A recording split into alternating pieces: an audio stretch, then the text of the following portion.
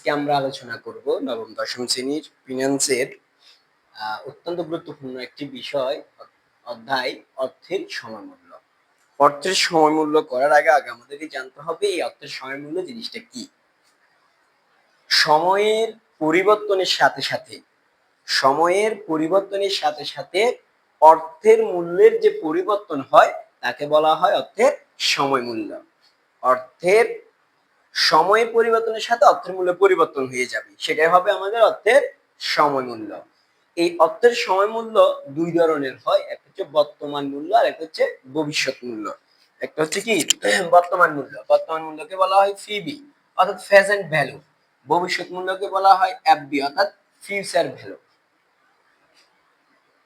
মনে কর এই যে সময়ের পরিবর্তন কেমন হতে পারে, মনে করো আজ থেকে 2 বছর 3 বছর বা 5 বছর আগের কথা যদি আমরা একটু চিন্তা করি, আজ থেকে 5 বছর আগে এক ভরি স্বর্ণের মূল্য কত ছিল? এই 60 থেকে 70,000 টাকা, তাই না?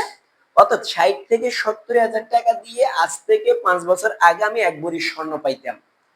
স্বর্ণ এক ভরি, আজকেও স্বর্ণ এক ভরি ঠিক হয়েছে, কিন্তু 60,000 বা 70,000 টাকা দিয়ে আজকে কি আমি এক ভরি স্বর্ণ পাওয়া সম্ভব?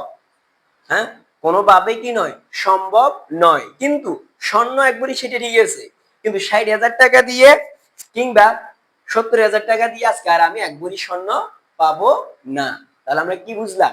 অর্থের সময়ের পরিবর্তনের সাথে অর্থের মূল্য কি হয়ে যায়? পরিবর্তন হয়ে যায়, তাই না? তাহলে অর্থের সময় মূল্য কয় ধরনের বললাম? দুই ধরনের, বর্তমান মূল্য এবং ভবিষ্যৎ মূল্য। বর্তমান মূল্য যেটা আজকের মূল্য সেটা হচ্ছে কি বর্তমান মূল্য। যেটা আজ মনে করে কালকের মূল্য সেটা হয়ে যাবে ভবিষ্যৎ মূল্য। আজ থেকে 5 বছর পরের মূল্য সেটা হয়ে যাবে ভবিষ্যৎ মূল্য। বুঝাইতে পারছি কিনা?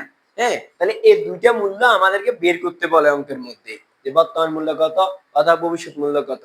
হ্যাঁ, এখন প্রশ্নের মধ্যে সরাসরি আমাদেরকে বলে দিবে না যে আমি বর্তমান মূল্য ভবিষ্যৎ মূল্য বের কর অথবা আমি ভবিষ্যৎ মূল্য বর্তমান মূল্য বের কর, এরকমটা বলে দিবে না।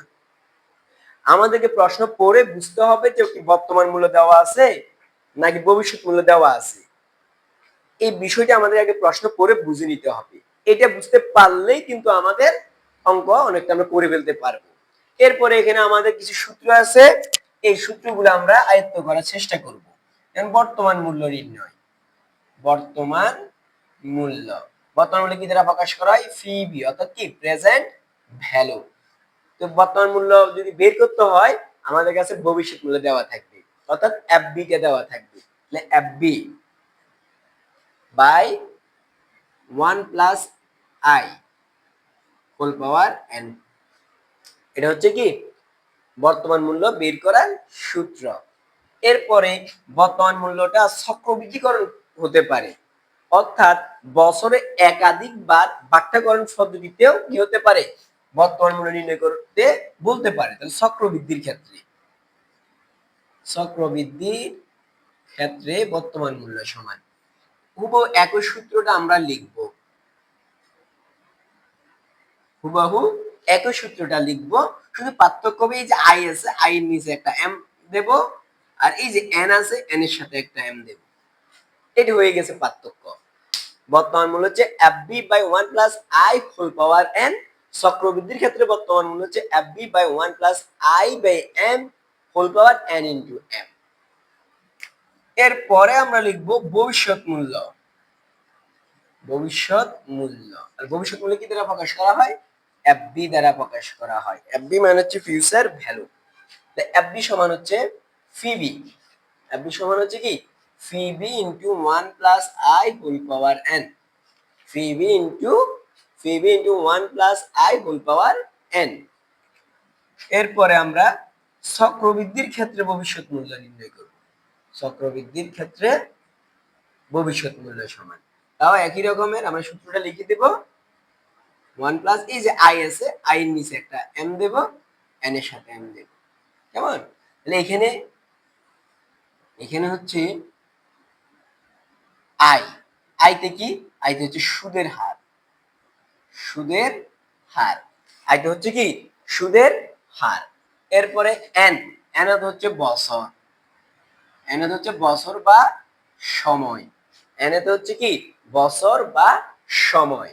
এরপরে এখানে আর আছে কি এম, এম মানে হচ্ছে চক্রবৃদ্ধির সংখ্যা, চক্রবৃদ্ধির সংখ্যা। এই চক্রবৃদ্ধির সংখ্যাটা কেমন হয় একটু খেয়াল করলে তোমরা বুঝতে পারবে। চক্রবৃদ্ধি তোমাকে বলবে 2 মাস পর পর সুদ পাবে। কয় মাস পর পর? 2 মাস পর পর। তো 2 মাস পর পর যদি সুদ পাই তাহলে 1 বছরে কয়বার সুদ পাবে? 2 মাস পর পর সুদ। কথা বুঝতে পারছি কিনা? 3 মাস পর পর সুদ, 3 মাস পর পর, অথবা ত্রৈমাসিক সুদ বলতে পারবে, বলবে প্রশ্নের মধ্যে।